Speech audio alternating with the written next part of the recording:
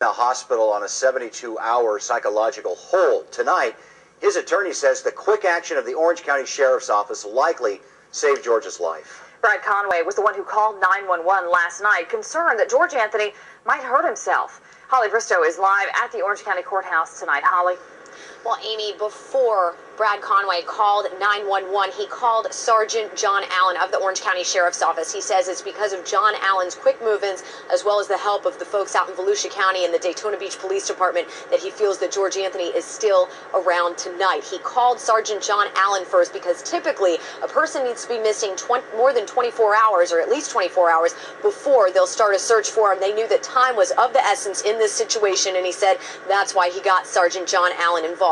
Let me give you a little timeline as to how George Anthony's day went yesterday. Now, around 8:30 yesterday afternoon, George Anthony left the family home. He told his wife, Cindy, that he had a job interview. We do know that around 10:30 yesterday morning, he went back to the home for a little while. At some point in time, he was supposed to meet with the folks from the Kid Finders Network, but instead, George Anthony called and canceled that meeting or appointment or whatever it was.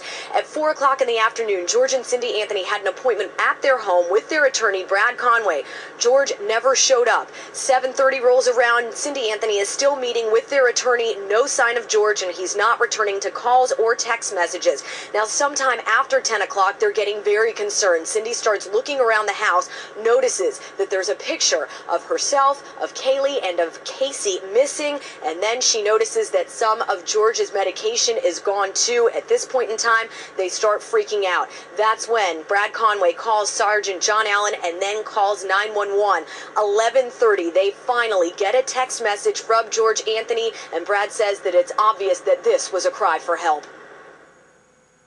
I'm not going to get specific with the text messages other than to say that they gave us great concern, and they did indicate that he was despondent and depressed and was not in a good place.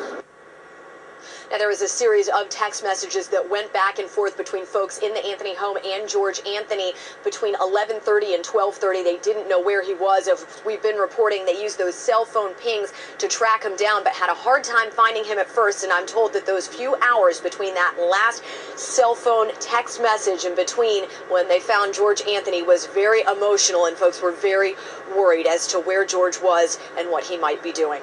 Reporting live.